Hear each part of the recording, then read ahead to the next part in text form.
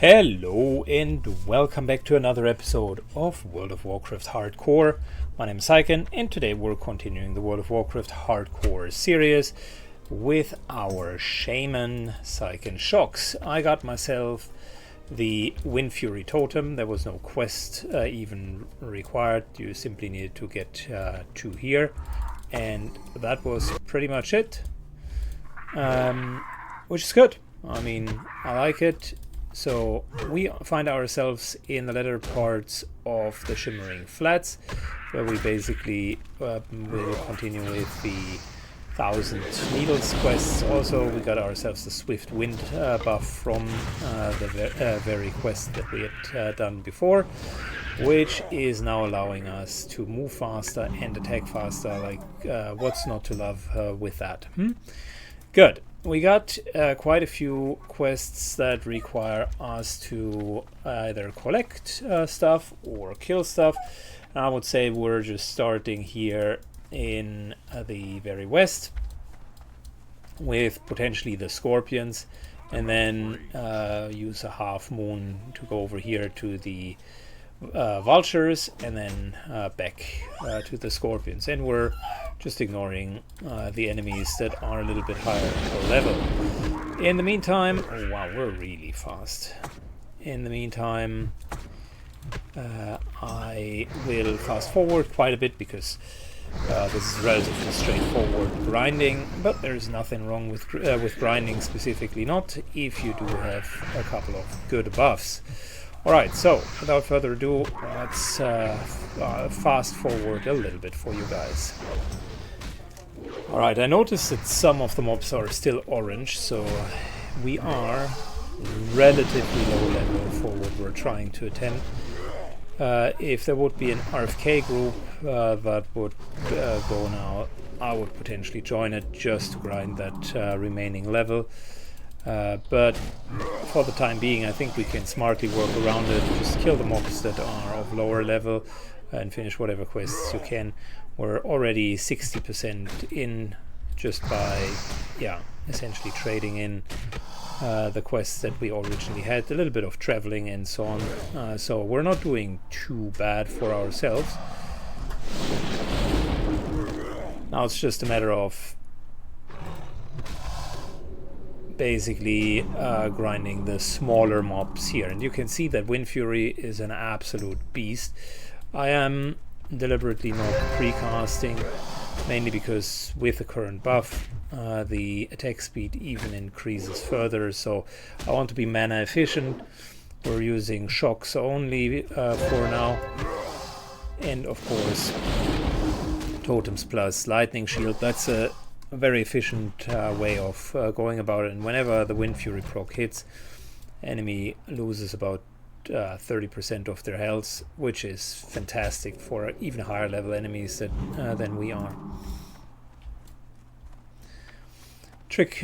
One of the tricks with the Shaman is you want to use enough time in between your pulls to deal with the mana regeneration. One of the reasons why a lot of shamans prefer MP5 gear is because due to their continuous spell spam, totems that need to be placed, and so on and so forth, there's really not a lot of downtime where you're not casting. I deliberately try to do a lot of non-casting in between, because then the moment that you are casting, you restart the timer for the mana regeneration, and it then takes you again quite a few seconds, I think 10 seconds, in order to even get into spirit regeneration again. So yeah, that's a little trick that you can do in order to just optimize it, of course, by not using spells in combat. This here takes sometimes a little bit longer than it should take, so it's definitely a trade-off in that regard. Yeah, and whenever I know that my mana pool would be depleted, I'm just going all out, do a full zip, and then redo it. Yeah, really like the Wind Fury. Just thought I'd share that. because that's a huge breaking point. The next 10 levels will be very melee focused. We'll be reskilling to elemental shaman at and around level 40, mainly because that is where we're going to have the reduction in casting time for lightning, and that'll be huge, just a massive win for us, because all of a sudden we can substantially increase our damage output. And the idea then at this point will be to essentially just try to get 3 lightning bolts out before the enemy even comes near you, and you're still going to melee to a degree and use a couple of shocks, but that will be way more tailored around front-loaded damage. And in many cases, if you're using like the lower level mobs than yourself, you're going to see them evaporate even before they reach you. So that's really the idea there. The problem with that type of playstyle though is we're going to see very, very sizable mana consumption, so it's going to be potentially 2 kills and then drink up, 2 kills and then drink up. The kills themselves will be fast, but the drinking part not so much. Turtles are a bit of an exception to the rule. I said I don't want to precast too much. Turtles aren't so far an exception as they do have an enormous or abundantly high armor class or armor rating, and that means physical attacks really don't do so super well against them.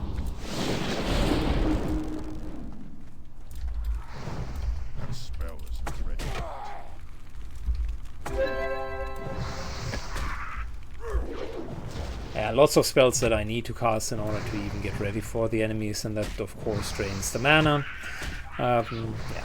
So at this pace and with higher level enemies here, I'm able to kill like 4 of them confidently before needing to take a bit of a break. Good, fast forward for you as I continue to grind here. Right, so we are deeper into the grind. Almost, I think, good 45 minutes in. But we were doing quite well. We are done with the vultures. We need to still kill a couple of scorpions, which I'm currently doing. And then the majority is turtles.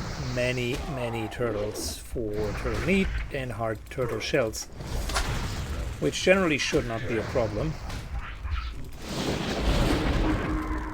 But yeah, I know just how long this takes, but I kind of find myself surprised then once it really takes that long, how grind intensive all of this is. Anyways, let's move on and let me steer clear of the last few mobs that I need to kill. Fast forward. Alright, so a little bit fast forward, traded in all of the quests, mainly in the 1,000 Needles, and just happened to visit Ashen Vale. Mainly to get a few more bits of XP under our belt. We were at 30%, grabbed world buffs, did a good hour of small greenish quests here in Ashen Vale, mainly just to really up that level a little bit more. And I think what we're going to do is we're handing in the last part of the Test of X quest, which will be down in the Stone Talon Mountains. And then we will need to take an honest look in the mirror and ask ourselves what the next location is going to be. Hillspread might be good into Arathi. That is one option. Another one is picking up the scraps and 1,000 Needles. We still got one more quest and maybe an elite quest there. Sort of okay. Not great, but okay. Yeah, we just generally need to find a decent location. I always found that around level 30-ish in on the Horde side, you're coming into a bit of a slump. You can either go into STV early, and then you do have a problem that you don't have Stranglethorn quests later, or you're just dungeoneering through this. Whatever you decide, level 30 is a bit of a weak spot. The hill spread quests give you access to all the way up to level 32, so that works out reasonably well. But yeah, there is definitely a bit of a gap here. So we'll be doing the Befouled Water Elemental quest as well.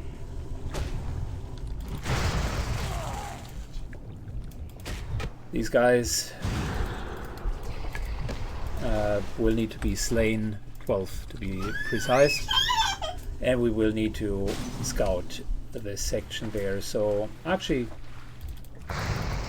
something that is relatively straightforward, 2 quests to go, and then we can go through the Talon Deep path and make our way into Stone Talon and hand in the quest. We just have those 2 quests here to hand in afterwards as well. So that's 3 quests. Should get us somewhat to 80-ish%, which is the best that we can do. I got also lots of these pages. Unfortunately, a few are missing. That could be something I take care of as well.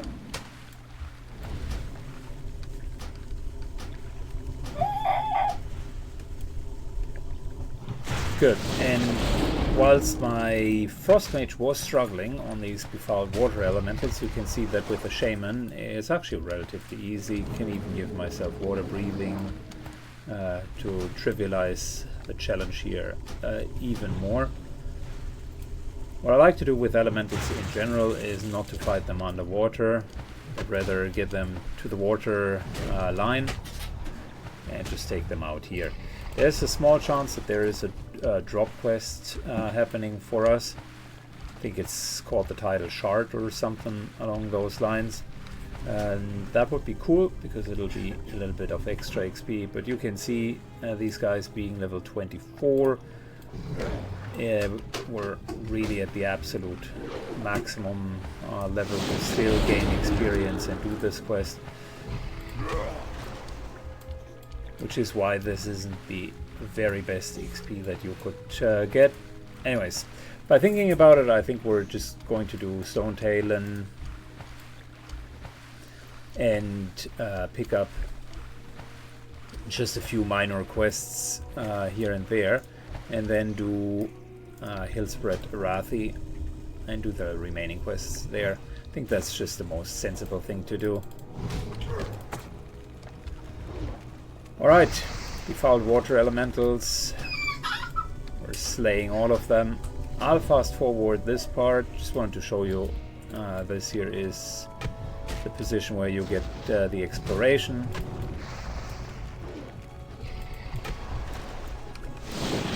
Oh nice, and we got Hydrus, the named enemy here. A little bit higher than the others.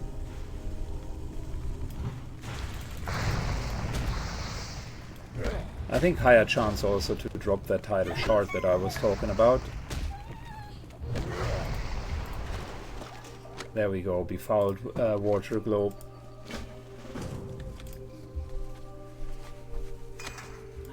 Also got ourselves chapter 1 of the Warsong Reports.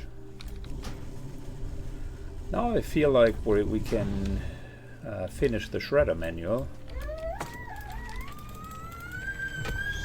Good. Fast forwarding the rest here.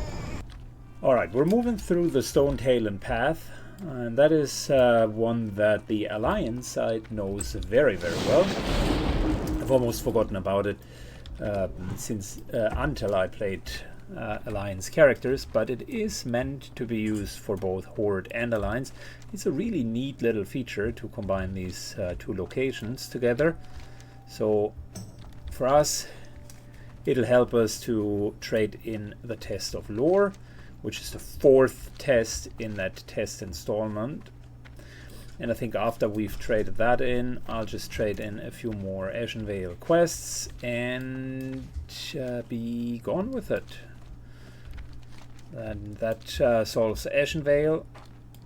Depending, I don't know where the test leads me from the top of my head. I have never, since I came back, I've never finished that quest line. I potentially have finished it 20 years ago. But I think it gets you back all the way to the beginning to 1,000 needles. So, the winds test of lore. Walk with the earth. Go. I've been expecting. Alright, we're using Neltharion as the answer. May the eternal sun shine. And we need to go to Undercity. Interesting. Well, that actually isn't too bad for us, because I wanted to go in that direction. Anyways, we can pick up the quest for Razorfang Crowl in Undercity, plus we can go to Hillspread, which would be good as well. I will trade in the quests, and we're doing some more Hillspread. Alright, we are in Undercity. There's the test of lore.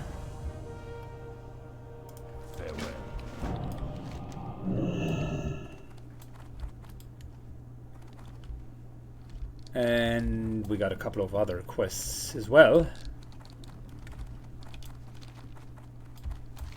Like I said, we're going to pick up not only the Razorfang Crowl quest, but maybe there is another one. It's always great to have those quest locations, because here you can pick up all of the dungeon quests that will yield massive amounts of experience.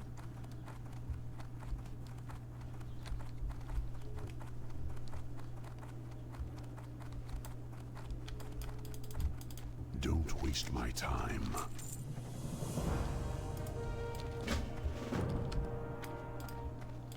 You think you can? Okay, we got an unholy alliance. Is there anything else here? I think we're good. The other quest is in the Apothecarium. Alright, so we're back in Terra Mill. And we are doing the remaining quests here, while still doing RFK at the side.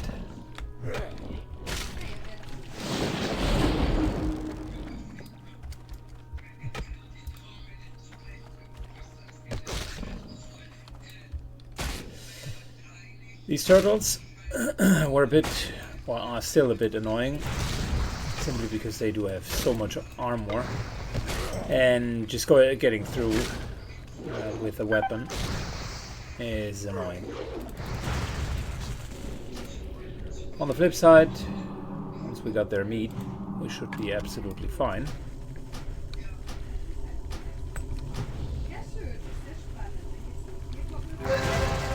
And in the meantime, we're looking for 3 more tank plus DPS or healer for RFK.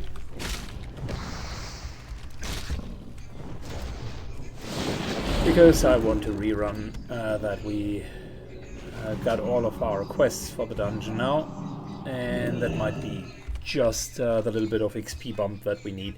We got a few interesting quests to go with. We got the whole Dalaran area. We certainly can do the Elixir of Agony down here, which isn't too bad. So yeah, both of that would work. And we got the Yeti's Hercules Rod is another one. So that'll be interesting. Good. Fast forward for you guys. Alright, I convinced the Rogue to do the elite quests together with me. And whilst going there, I ran into Roebuck.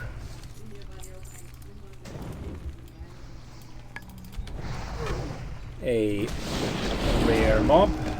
That dropped us some mail. Well,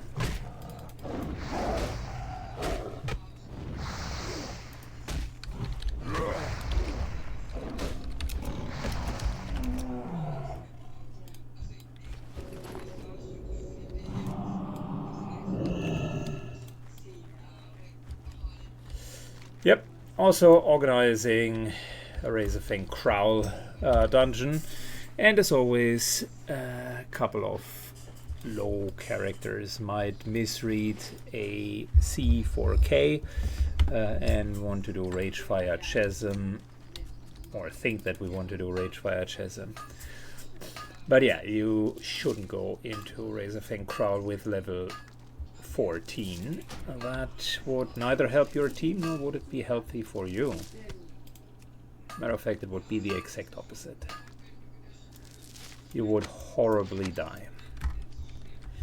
Good. Yeah, whilst we're waiting for the rogue, let's just collect a bit of items for our next quest.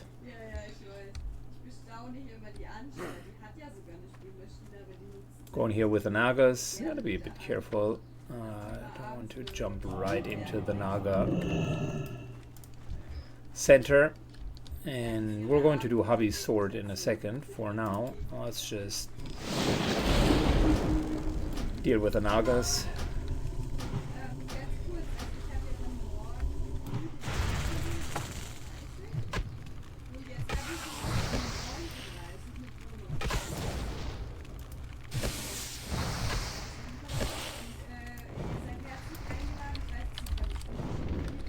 The next guy who literally thinks that we're doing Ragefire Chasm.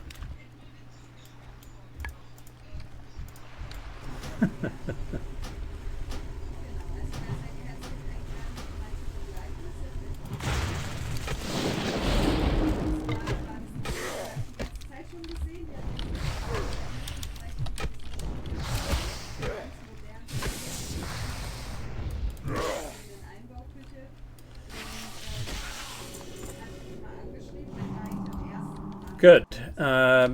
Whilst we're trying to fill up the group, I'll be grinding here a couple of extra quests. So fast forward until we're starting that elite quest. Good. We're meeting up with our rogue friend. It is time for an elite quest now. All we need to do is find a drop here. And we're good to go. So these guys, don't be fooled by them. They are elite mobs.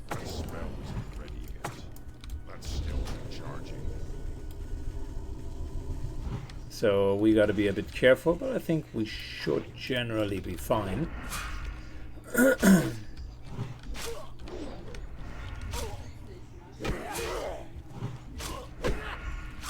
Yeah, with a shield I can more or less tank them without a problem.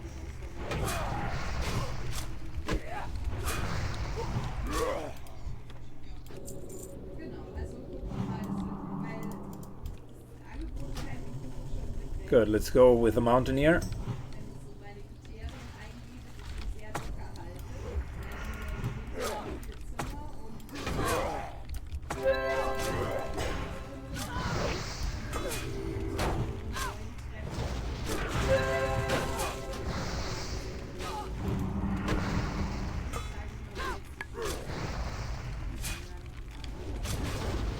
But I need to keep threat, and the rogue definitely doesn't tank these guys super well.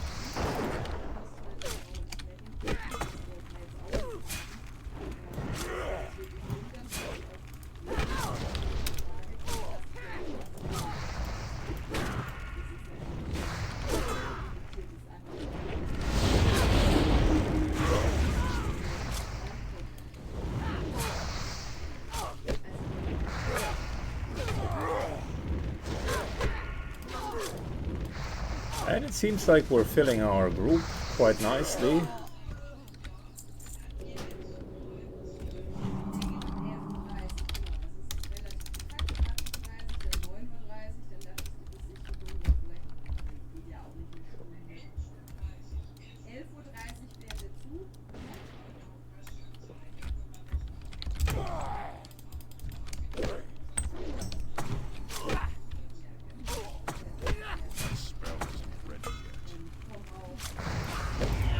that's always when you are trying to do like 15 things at the same time. Organizing a group, talking with people, and then healing and tanking an elite quest.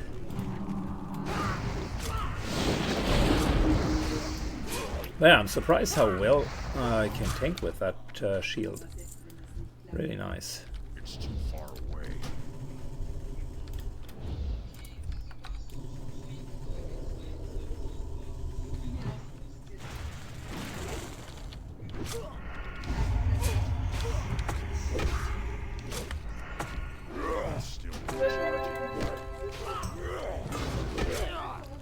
Good, we're finding ourselves continuously getting those guys down very well, but it'll take some time until that stupid quest finally drops. So I'll fast forward that. Alright, it just so happened that we're indeed finding a full-fledged group. Got ourselves a nice little group together here. And we can now start Razorfin Crowl, which is going to be my rerun. I will not put that into the episode for obvious reasons. It's a bit of a repetitive gig, but it will be decent experience, and I will be able to finish 2 more quests before coming back to Hillspread and eventually getting even further into level 32, maybe 33 on all of those quests, which would be good, because then we can definitely go to Stranglethorn Vale afterwards. Would be a perfect start. Good. With that, I think, just looking at the time, it's a bit of a shorter episode, but nonetheless it's a good breaking point here. We're going to continue in the next episode, hopefully with a few more quests here, and hopefully with a bit of sick loot from Razorfin Crowl. Alright, have a good one, and see you all very, very soon. Bye bye.